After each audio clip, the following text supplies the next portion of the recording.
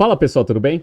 Começando mais um BTC News 5x5, 5 notícias rápidas das 5 principais fontes de informação que a gente utiliza para atualizar todos os exemplos e casos dos cursos da BTC, assim como para fazer todos os nossos podcasts. Nessa edição, a primeira de 2023, a gente vai falar sobre mercado de telecom, vamos falar sobre uma empresa americana que provavelmente vai quebrar, famosa, tá? Vamos falar também sobre a Apple, perdendo ali o patamar de 2 trilhões de valuation. Também vamos falar um pouco sobre atualizações da Amazon, né? Que eu fiz um BTC News sobre a Amazon ontem e agora eu tenho algumas atualizações sobre algumas informações que foram divulgadas para o mercado. E aí a gente vai fechar esse BTC News falando sobre a Nike no Brasil. Parece que deu algum problema. Vamos entender um pouco aí do que aconteceu, perfeito? Bora!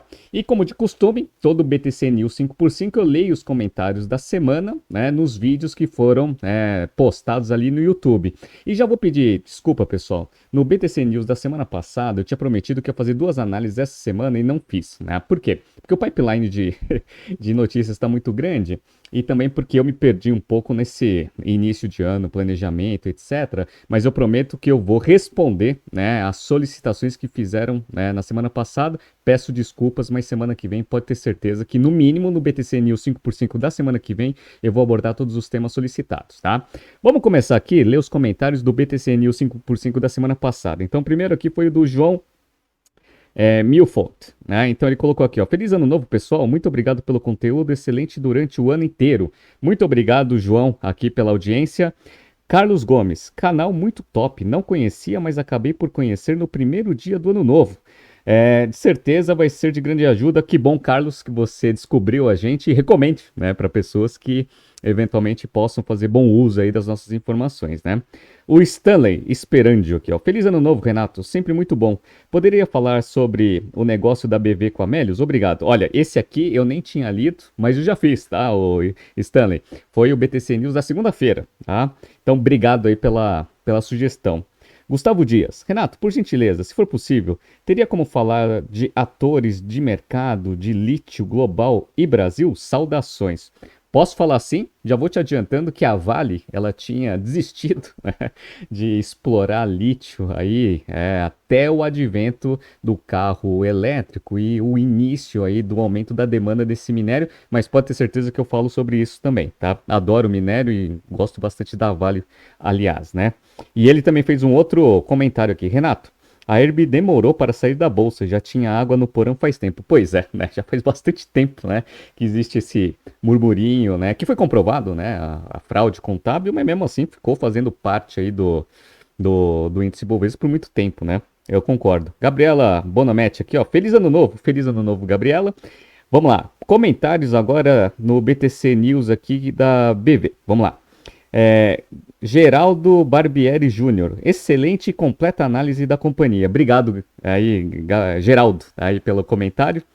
Fabiano Ferreira, boa. Havia uns blind spots na notícia que você capturou bem e fecharam o quebra-cabeça. Pô, obrigado aí. Eu expliquei bem como funciona esse modelo de cashback, porque ele é tão interessante para bancos e que justifica um pouco aí do que a BV tem ali de planos estratégicos para o ativo, né? Beleza. Aí a gente falou aqui no BTC News dessa semana que, deixa eu pegar aqui, ó, vamos lá. Natan Floriano, excelente análise, parabéns, obrigado. Aí o Alex da Cunha Campos aqui colocou aqui, ó, estratégia de diversificação interessante da Smart Fit, visto que os retornos internacionais estão atrativos. Obrigado pela análise, Renato. Muito obrigado aí, Alex. Muito obrigado, Natan, também pelo comentário. E o Thomas, excelente análise, Renato. Muito obrigado, né? Obrigado também, Thomas. Interessante essa estratégia de diversificação da Smart Fit. Vamos ver se, né, não vai ter nenhum problema aí, dado que os casos de Covid estão aumentando bastante ali na China, né? Vamos lá. Aí teve aqui, a gente falou sobre a Meta, né, fazendo aqui alguns ajustes e fazendo uma aquisição, na verdade, né, na parte do metaverso. Aí o Alex da Cunha Campos colocou aqui, ó. Renato, excelente BTC News. Acredito que o metaverso é uma grande cilada. Vamos acompanhar os próximos episódios dessa empreitada. Finalmente, poderia fazer uma análise da Sanepar? Obrigado. Pode ter certeza? Tá no pipeline. Muito obrigado aí, Alex da Cunha, aí, pelo comentário e por sugerir aí notícias, né? E ontem eu falei um pouco sobre as demissões na Amazon e na Salesforce. E aí o Marcelo Kawasaki colocou aqui: ótimas análises, Renato. Muito interessante ver os resultados da Amazon. Pois é, a Amazon, infelizmente, agora só tem um grande gerador de lucro operacional, que é a Amazon Web Services. Está tentando fazer alguns ajustes. Vou dar atualização aqui sobre as demissões na Amazon nesse BTC News. E se você quiser ter o seu comentário lido aqui no BTC News ou quiser sugerir alguma empresa para a gente analisar, faça comentários de hoje até quinta-feira que vem nos vídeos que a gente vai disponibilizar aqui no YouTube, certo? Bora! Então vamos começar aqui com uma notícia do Neofit. Com perfil defensivo, TIM e Vivo são escolhas do Credit Suisse em telecom, né? Tem muita gente que me pergunta, né? Aqui não é um canal de investimento, mas nas aulas e na interação com os alunos, o pessoal me pergunta, né? Ano que vem vai ser um ano muito difícil, né? Ano que vem, que eu digo 2023, né? O que você faria, né? Falei, olha, primeiro que eu iria para renda fixa, né? Mas se eventualmente você quiser fazer uma diversificação para renda variável, eu acho que empresas que têm fluxos de caixa, né, constantes e previsíveis, geralmente são melhores escolhas aí, né, para você conseguir ter alguma carteira ali ou alguns ativos defensivos aí, dado essa volatilidade de mercado, né? Eu fiz uma análise há umas 2 ou 3 semanas atrás sobre o mercado de telecom. E o mercado de telecom é assim, né? Então ele tem ali algumas vantagens competitivas ali, principalmente para as empresas que atuam aqui no Brasil, até porque o mercado é muito consolidado. Então, em telefonia móvel, a gente tem a TIM, a Claro, né, e a Vivo. E aí, eventualmente, tinha a Oi, só que a Oi, né, ela saiu do mercado e ainda vendeu os ativos para essas três. Então, além de ser um mercado muito bom, com receitas e fluxos mais fáceis de prever, ainda é um oligopólio, né? Então, eu acho que são ativos muito interessantes aqui. E parece que o Credit Suisse, eventualmente, tem uma opinião interessante aqui sobre esses ativos. Vamos lá. Em relatório publicado na quinta-feira, dia 5 de janeiro, o Banco Suíço ressalta que as ações do setor são uma alternativa atraente para 2023, diante das baixas expectativas para a Bolsa de Valores e de uma perspectiva macroeconômica desfavorável. Na conexão entre os dois componentes, a análise do Daniel aqui e do Vitor, que são os analistas ali do banco, elege como suas principais escolhas os papéis da Vivo e da TIM. Para a dupla, as duas operadoras têm um papel com perfil defensivo e estão com avaliações com desconto. Eu vou mostrar para vocês isso nos múltiplos, né? Bom, vamos lá, abre aspas aqui para os analistas. Vemos ambas as ações com EV/EBITDA de 4 vezes em 2023 e de 3,5 em 2024. Múltiplo de 4, 3,5 EBITDA relativamente é baixo, ou seja, a princípio são múltiplos de empresas que não têm potencial de crescimento. Basicamente é isso, né? Esperamos que seus múltiplos em 2024 vão convergir para cerca de 4 vezes ao longo do ano, além de um dividend yield estimado de aproximadamente 7%, né? Escrevem os analistas aqui, né? Que também projeta uma expansão robusta no fluxo de caixa de 30% em 2023. Então, Telecom, aqui no Brasil, com todas as características que eu analisei no BTC News no passado, se você não viu, entre aqui no nosso histórico, foi há umas 2 semanas atrás, deem uma olhada. E está sendo corroborado aqui pela análise dos analistas aqui do banco, né? Nesse cenário, o Credit Suisse mantém uma ligeira preferência pela TIM e a classificação de outperformance, né, que é o acima da média de mercado para o ativo. Entretanto, o banco está reduzindo o preço-alvo da ação de 16,50 para 15,50, até por causa das condições macro, né? No entanto, o risco, a princípio, comparado com outros ativos, está baixo, então a relação risco e retorno, a princípio, está muito boa aí, por isso a recomendação. E como a gente viu, a TIM é uma empresa que ela é pure player praticamente em telefonia móvel, que é o que tem bastante potencial de crescimento e onde ela tem ali mais condições de crescer e tem um plano bem estruturado, como a gente viu lá no BTC News aqui há 2 semanas atrás. Mas a Vivo é a líder de mercado e a Vivo ela tem, obviamente, todas as vantagens competitivas. E na parte fixa, telefonia fixa ela é líder, mas a parte de TV a cabo, etc., que a Claro é líder, a Vivo também é boa. Tá? Então, ela é líder em telefonia móvel e é muito diversificada e telefonia fixa que já está morrendo, né? Ela também tem bastante penetração. Então são dois ativos muito bons aí, mas parece que a TIM tem mais potencial de crescimento. Em outra ponta, os analistas citam que, em conversas com as duas empresas, tiveram a percepção de que há um desejo de aumentar o preço de forma mais ampla, algo que não está contemplado nas estimativas do banco e que, em sua visão, seria um catalisador positivo para os papéis. Então, dado que você tem um mercado muito consolidado agora, que antes eram 4 players, agora são 3, eventualmente começar a fazer aumento de preço vai aumentar consideravelmente as margens operacionais. O único ponto é, será que o mercado vai absorver? Abre aspas aqui para os analistas. Um aumento mais proeminente nos preços principais aumentaria as receitas e as margens e renovaria a visão de que as empresas de telecom podem ampliar as receitas acima da inflação de maneira sustentável. A grande questão é se as condições, as condições macroeconômicas irão permitir isso, pontuou. Então vamos ver o que vai acontecer, mas eu estou mostrando aqui para quem está vendo no YouTube os múltiplos aqui de TIM. Então, ó, eu gosto sempre de ver aqui 3 índices interessantes para saber se o papel está caro ou está barato, né? Primeiro esse cara aqui, ó, price to book value, ou seja, o valor intrínseco, o equity value, a valor de mercado, em relação ao valor contábil. Tá 1,15 aqui o da TIM, ou seja, só 15% a mais do que o valor contábil que tem no patrimônio líquido. Também múltiplo de empresas que a princípio não tem tanto potencial de crescimento. EV Sales, 2 vezes, e EV EBITDA 3,75, como eu já falei para vocês, né? Múltiplos aí de empresas que não têm potencial de crescimento. A Vivo, ela tá até em termos, tem um múltiplo aqui que até me chamou a atenção aqui, ó. O price to book value aqui, ó, tá 0,88, ou seja, o valor intrínseco tá menor que o valor contábil. Ou seja, geralmente é projeção de empresa que vai dar bastante prejuízo no futuro, que provavelmente não é o caso aqui da Vivo, né? Então eu achei interessante esse índice aqui, EV Sales 1,59 e o EV EBITDA ali próximo ali também da TIM dá 3,83. Então parece mesmo que são ativos descontados, né? Mas enfim, né? Eu sempre falo que em momentos de alta volatilidade aí, quanto menos risco, melhor, né? Então sempre vou para renda fixa, mas fique à vontade aí de buscar informação com o seu assessor financeiro para você diversificar os seus investimentos, perfeito? Bom, então isso daqui foi aqui o do Neofeed. Vamos para Forbes, e aí eu vou atualizar a notícia que eu dei ontem sobre a Amazon, né? Demissões na Amazon vão ultrapassar 18 mil funcionários, diz presidente. O que aconteceu? Surgiu ontem um rumor no mercado, ontem, né, que a Amazon ia aumentar de 10 mil funcionários de demissão para 17 mil, ou seja, ia aumentar em 70%, isso era rumor de mercado. Só que o que aconteceu? O presidente da Amazon, até por causa do burburinho, né, saiu na imprensa, etc., para deixar os colaboradores tranquilos, a princípio, ele fez um comunicado oficial e falou que, na verdade, não são 17 mil, são 18 mil. Tá? Só que aí que tem um problema, né? Vamos pegar a notícia e eu vou falar para você qual foi o problema disso. As demissões na Amazon vão subir para 18 mil, como parte de uma redução da força de trabalho divulgada anteriormente, disse hoje o presidente executivo da companhia, o Andy Jassy, em comunicado. Vamos lá. As dispensas, que serão comunicadas a partir de dia 18 de janeiro, ou seja, daqui 2 semanas, terão grande impacto nas áreas de comércio eletrônico e recursos humanos da empresa, disse.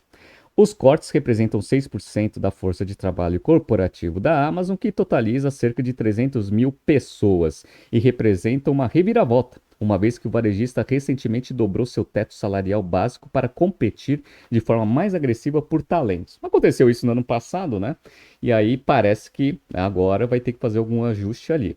Só que eu não sei se vocês perceberam qual que é o problema, né? O problema é o seguinte, existia lá aquele burburinho, né? Que ia ter mais 7 mil demissões do que já tinha sido feito 10 mil no ano passado. Aí, oficialmente, o CEO falou assim, olha, dado que está tendo rumor de mercado, deixa eu dar o comunicado oficial, são 18 mil. E esses 8 mil a gente vai começar a demitir dia 18 de janeiro. Então imagina se você trabalha no back-office da Amazon, né? Como que vai estar você, né? Com aquele ambiente muito bom de trabalho, né? Do dia 5, né? Eu tô gravando aqui no dia 5 de janeiro até o dia 18 de janeiro, né? Falou assim, pô, será que você, né? Que vou ser demitido, né? E aí ele explicou por que ele fez isso, né? O comunicado de Jassy veio após o Wall Street Journal dizer que a Amazon demitiria mais de 17 mil pessoas. Jassy afirmou que a Amazon optou por divulgar a notícia antes de informar a equipe afetada devido ao vazamento. Então ela acertou num ponto, né? Que foi oficializar e diminuir os rumores de mercado, mas, pô, só dia 18 seria importante já comunicar, né, as pessoas para não deixar aí quase, né, 15 dias aí o pessoal no terrorismo total aí com medo de perder o emprego, né? Mas enfim, Tá ali, né? A Amazon fazendo alguns ajustes operacionais, atualização do BTC News de ontem, né? Outra empresa de tech que também está sofrendo aqui, principalmente no mercado de ações, é a Apple. Aqui, ó. Bloomberg Linha. Queda da Apple pode significar que investidores estão jogando a toalha. Eu posso, né, até admitir para vocês que eu até achei interessante, né, o valor, né, de mercado da Apple ficar em patamares altos por tanto tempo. Por quê? Para quem já ou fez curso aqui na BTC, ou já acompanhou os nossos podcasts, eu acho a Apple sensacional, uma máquina de dinheiro, ciclo de conversão de caixa invertida, margem alta, sensacional, todas as justificativas para ter chegado ali a 3 trilhões de dólares de valuation. No entanto, ela tem um problema estratégico. Qual que é o problema dela? Mais de 50% ali da receita é concentrada em um produto só, que é o iPhone. Tá? É diferente da Microsoft, por exemplo, que ela tem 3 unidades de negócio, e as 3 unidades de negócio, a princípio, na média ali, né, quando você pega um histórico, é um terço, um terço, um terço. Ou seja, basicamente a Microsoft ela tem uma diversificação muito boa ali nos produtos e serviços que ela oferece para o mercado, ela não depende tanto assim de um produto especificamente. A Apple não, a Apple depende mais de 50% da sua receita de um produto só, o iPhone. E o que aconteceu? O iPhone 14, que foi o que foi lançado atualmente aí, né, o mais recente, ele teve muito problema de produção e muito problema técnico. Então teve muita reclamação, estão tentando ver se é correção de hardware, se é de software, entre outros problemas, né? Então, um monte de problema concentrado em cima de um produto que representa mais de 50% da receita, eu esperava que, né, as correções ali, ou pelo menos, né, o risco ali visto pelos investidores em relação à ação da Apple fosse imediato. Mas não, né, ela se manteve ali por bastante tempo. Só que agora, pelas condições de mercado e até o mercado tech aí todo indo abaixo, parece que nem a Apple vai sobreviver. Vamos lá. Os investidores estão mais fechando os olhos para os riscos enfrentados pela Apple. Não estão mais fechando os olhos, né? Aliás, né? Em uma reviravolta que levou o valor de mercado da fabricante do iPhone para menos de 2 trilhões de dólares e ameaça mais problemas para as ações nos próximos meses. Até recentemente, as ações da empresa mais valiosa do mundo desafiavam grande parte da melancolia que atingiu outra gigante de tecnologia em 2022, ainda que no ano passado tenha representado o pior momento que esse mercado teve desde 2008, né? Beleza, então, ó, só para mostrar para vocês aqui, para quem tá vendo no YouTube, tô mostrando aqui o valor das ações aqui da Apple nos últimos 5 dias, né? Então, ó, ela estava sendo tradeada aqui lá na quinta-feira, dia 29 de dezembro do ano passado, ó, 129 dólares, né? Aí deu uma subidinha aqui no final do ano, né? Fechou o ano aqui sendo tradeada a 129,95 a 130, beleza. Começou o ano despencando. Então chegou aqui numa baixa aqui de 124, agora está em 125. Então está em 2 trilhões e 66. Então tá ali, ó, entre 2 trilhões, 1 trilhão e 900. Essa notícia, obviamente, ela avalia esse momento aqui da terça-feira, quando a ação caiu para baixo aqui de 125 e aí o valuation ficou abaixo de 2 trilhões, né? Beleza, bora, vamos lá. Mas agora os atrasos na produção de iPhones e a preocupação de que a demanda esteja enfraquecendo à medida que a economia desacelera estão fazendo com que as ações pareçam mais normais a cada dia. Com seu valuation ainda acima da média da última década, há muito espaço para cair. Quando você pega os múltiplos de mercado ali da Apple, ainda está esticado, principalmente quando você pega preço-lucro. Preço-lucro está para cima de 24 vezes, né? Então ainda tem espaço porque o setor tem uma média ali de uns 17. Abre aspas aqui, ó. A Apple tem sido vista com um trade de segurança, o flight to quality. Quando vendem as suas ações, é como se estivessem jogando a toalha, disse aqui um estrategista-chefe aqui de uma casa de investimento.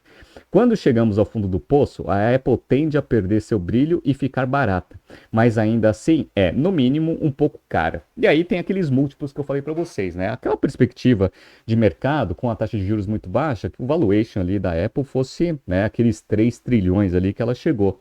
Agora, né, condições bem diferentes, né? Taxa de juros muito mais altas e problemas aí na produção do seu cash cow. Tá?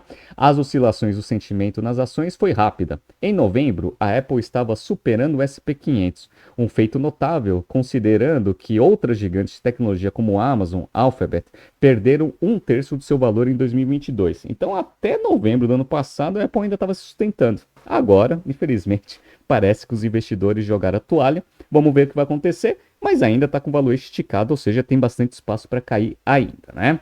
Bora! Vamos pegar aqui uma notícia de uma empresa que agora essa daí tá mal mesmo, tá? Brasil Journal. Bed Bath and Beyond teme pela sobrevivência. Ações desabam. Bom, essa empresa é um dos grandes varejistas que tem lá nos Estados Unidos, só que ele está com bastante problema. Já estava enfrentando problemas no meio do ano, conseguiu tomar algumas dívidas para conseguir reforçar um pouco do caixa, mas parece que a situação agora no final do ano não está mostrando uma perspectiva positiva e parece que o próprio executivo-chefe já está anunciando para o mercado que vai dar pau, vai dar problema. Então vamos lá. As ações da Bed Bath Beyond despencaram ao menor valor em 3 décadas, depois de a varejista de artigos de casa informar que enfrenta dificuldades para manter suas lojas abertas. O caminho poderá ser um pedido de proteção contra credores e o fim das operações. Ou pede recuperação judicial para ver se estrutura ali as dívidas, ou se achar que não vai dar certo mesmo, já fecha, né, e quebra, né? A varejista disse que tem, abre aspas, eu vou mostrar para vocês no comunicado, mas está escrito aqui, ó, grandes dúvidas sobre a capacidade de continuar, em razão de um menor movimento de clientes e redução no nível dos estoques, tá? Eu vou entrar nos financials para mostrar a situação periclitante aqui dessa empresa, tá? Bora. Os resultados deveriam ser divulgados dia 10 de janeiro, mas o varejista disse que precisará de um prazo adicional para revisar os números, ou seja, o número está ruim, né? Em agosto, a empresa havia conseguido respirar depois de apresentar um plano de reestruturação e conseguir acesso a linhas de financiamento que ajudaram a cruzar períodos de vendas de fim de ano, mas o fôlego financeiro está chegando ao fim. Então o que aconteceu? Depois que ela fez esse comunicado para o mercado, as ações que estavam sendo tradeadas aqui na quarta-feira a 2 dólares e 41, agora, né, abriram hoje aqui a 1 dólar e 88 e agora estão sendo tradeados a 1 dólar e 68, uma queda de 30%, né? O que aconteceu com essa empresa? Eu fiz um BTC News sobre ela, tá? Deixa eu só relembrar. Então, ó, eu peguei aqui os resultados dos primeiros 6 meses desse ano, que foram os últimos resultados que eles divulgaram, né? Eles tinham que ter divulgado ali o terceiro trimestre fiscal ali, só que parece que vai demorar, né? Então, ó, vamos pegar aqui, receita, nos primeiros 6 meses, 2 bilhões e 900 contra 3 bilhões e 900 no mesmo período, ou seja, nos primeiros 6 meses do ano fiscal de 2021, ou seja, perdeu 1 bilhão de dólares de receita, o que fez a empresa chegar com um prejuízo operacional de 685 milhões de dólares, contra 155 milhões de prejuízo já no passado, e um prejuízo líquido de 723 contra um prejuízo no ano passado de 124, ou seja, prejuízo operacional e prejuízo líquido sensacional, uma perda de 1 bilhão de dólares de receita para uma empresa que tem 3 bilhões. Tá? Então, uma queda expressiva aí no ano de 2022. Beleza. Outra coisa, e para mim foi a grande razão aqui, principalmente pela falta de liquidez da empresa, queimou em termos de caixa operacional 582 milhões de dólares só nos primeiros 6 meses, contra uma geração de 46 milhões de dólares nos primeiros 6 meses de 2021. Como ele precisa fazer capex de 226, imagina, né? A operação queima 582 para quem está vendo aqui no YouTube. Mais 226, mas passa aqui fácil aqui de 800 milhões aqui para manter a empresa rodando. O que ela conseguiu fazer esse ano? Captar 550 milhões em dívida. No entanto, essa dívida já sumiu. Tá? Como que você sabe isso, Renato? Vamos ver aqui, ó. Eu tô aqui com o balanço patrimonial. No dia 27 de agosto, eles estavam com 135 milhões de dólares aqui em caixa. E eles estavam, em fevereiro, com 439. Então, caixa já foi pro saco. E aqui que vem uma coisa interessante, né, pessoal? Para quem está analisando, deixa eu até tirar um pouco do zoom aqui, para minha imagem não atrapalhar. Então, vamos lá. Quanto que é o total de ativos que a empresa tem aqui, né, tinha em final de agosto, né? 4 bilhões 666. Esse é o total de ativos. Olha quanto que é o total de passivos, pessoal. 5 bilhões 224. Se o total de passivos é maior que o total de ativos, o que vocês acreditam é que o PL, né, o patrimônio líquido, é negativo. Então ele está com o PL invertido aqui em 577. Principalmente dado, obviamente, né, ao acúmulo aqui de prejuízo que a empresa tem. Beleza. Aí, qual que é o problema? O problema é o seguinte, ó. Aqui quando você pega aqui os ativos circulantes que a empresa tá, a posição está em 1 bilhão e 900. Perfeito, tá? Passivo circulante está em 1 bilhão 829. Então o índice de liquidez corrente está ali bem próximo de 1, mas está acima de 1. Aí você fala assim, então tranquilo, né, Renato? Tranquilo mais ou menos. Por quê? Olha que interessante, né? Eles estão com 1 bilhão 576 de estoque. E estoque não é tão fácil assim de você conseguir girar. Tá? Então você consegue girar? Você até consegue girar, mas não é tão fácil assim você fazer. Aí se você fizer uma promoção, Renato, se você fizer uma promoção, aí você consegue transformar esse 1 bilhão 576 em dinheiro. Só que tem um problema. Sabe qual que é o problema? O problema é o seguinte, né? Quando você pega o PNL aqui, ó, para quem tá vendo, eles tiveram aqui, ó, vendas de 2 bilhões e 900, né, a receita aqui acumulada dos primeiros 6 meses, só que o custo, ele foi de 2 bilhões 152, ou seja, o lucro bruto foi de 743, que é mais ou menos aqui uma margem bruta aqui de uns 30%, markup aqui muito baixo, né?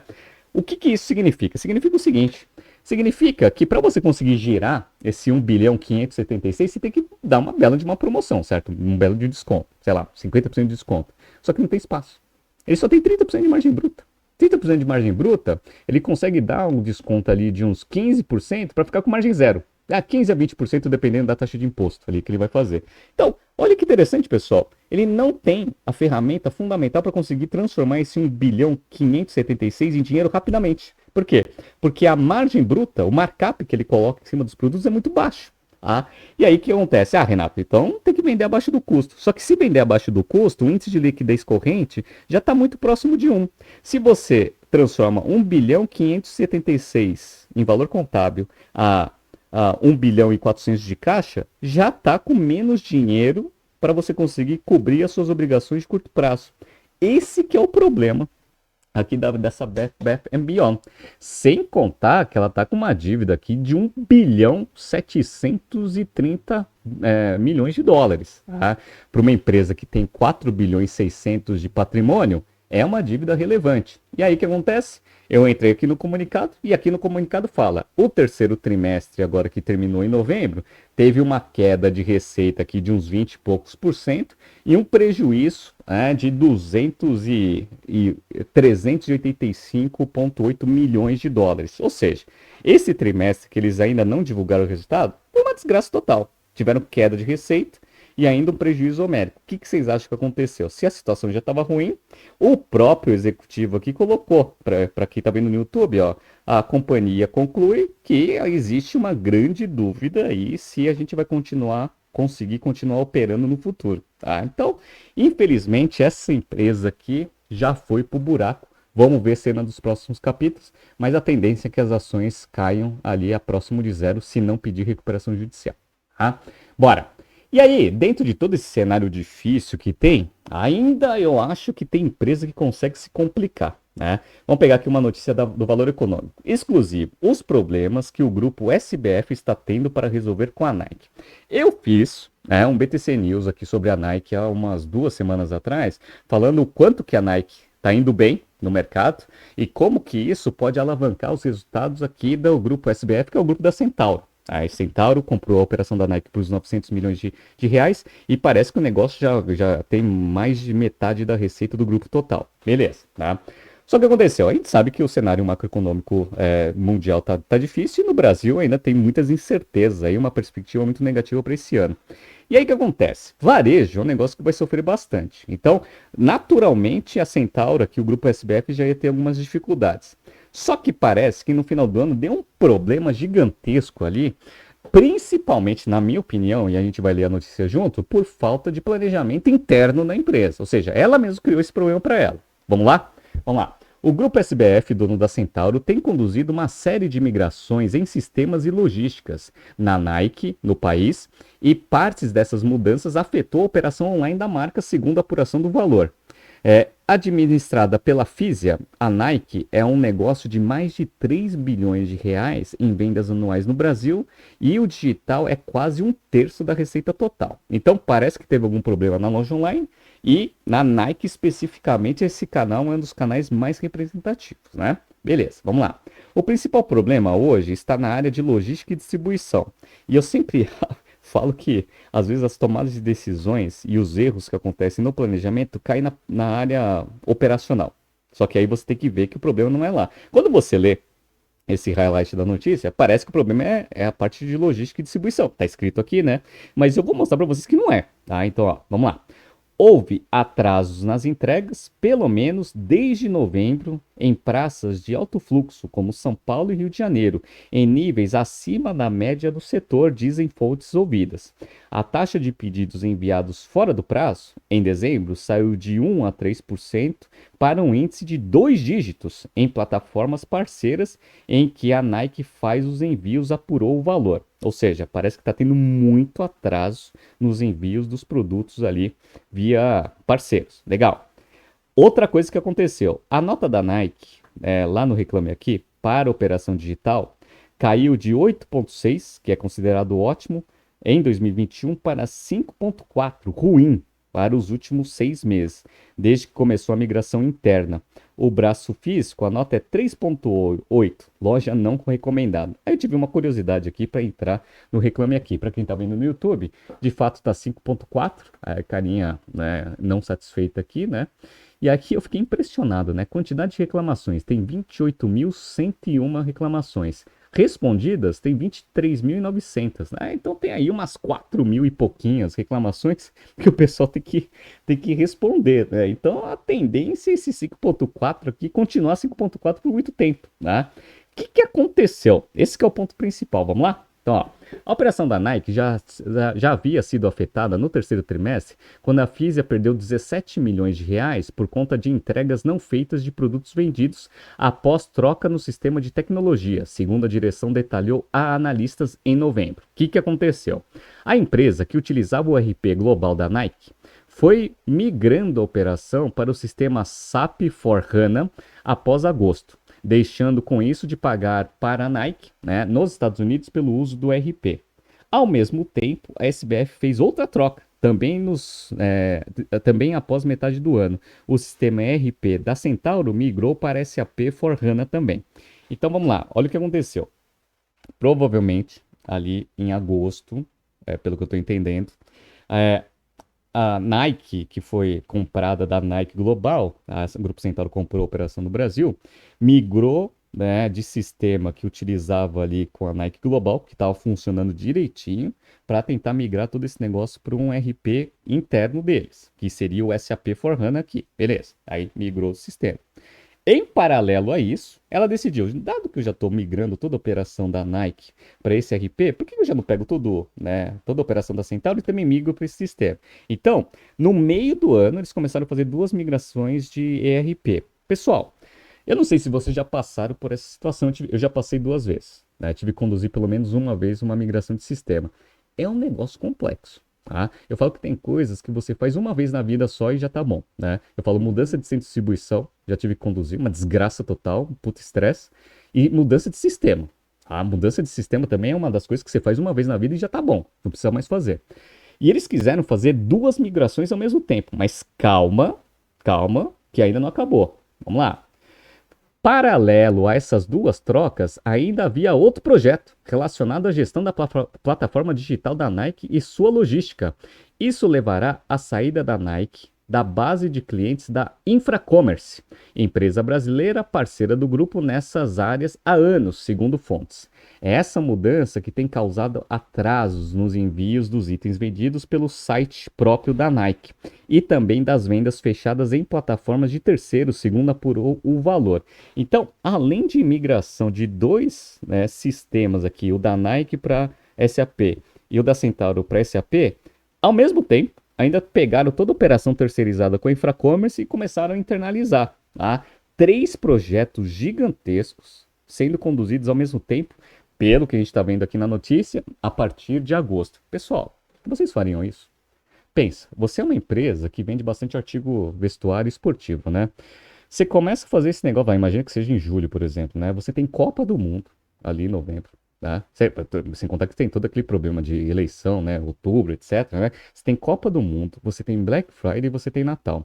Será que seria o melhor começar a fazer isso no meio do ano? Ou, eventualmente, começar a fazer todos esses inícios de migração em janeiro ou fevereiro, depois das promoções?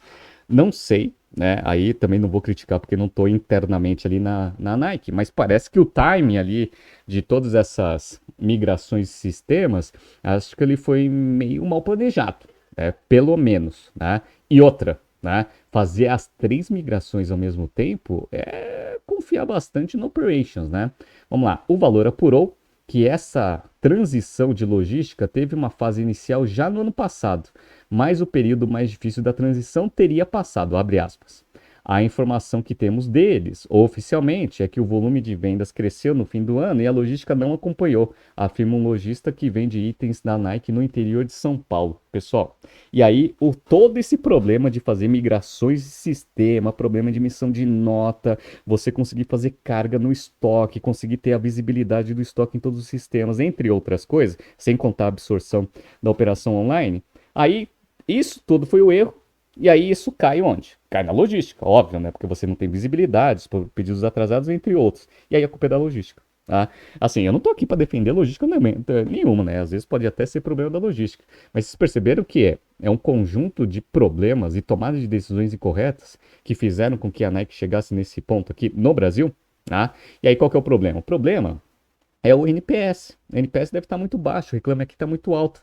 Muita gente que gosta de comprar na Nike, principalmente no site, vai começar a ter receio, né, de comprar eventualmente e não receber, e aí vai começar a ver alternativas a presente que tem um monte no mercado. Então tem que tomar muito cuidado nessa parte de migração. Ah, mas era para pagar menos FII ali para a Nike Internacional e tentar otimizar os custos. Eu entendo. Entendo, tá? As razões financeiras são todas justificáveis, mas o bom planejamento desses projetos gigantes que mexem com a operação como um todo, eles precisam ser muito bem planejados, né? Se tem algum erro específico, qual que é o problema? O problema é esse, tá? Qual que vai ser, né, a perda ali de receita e de dinheiro que a Nike vai ter com esse 5.4 do Reclame Aqui? Ninguém consegue mensurar, mas provavelmente vai ser alguma coisa bem relevante para o resultado da empresa. Tá? Tá surgindo aqui alguns BTCs News passados para vocês se atualizarem. Bom final de semana a todos, descanse e até segunda-feira. Grande abraço.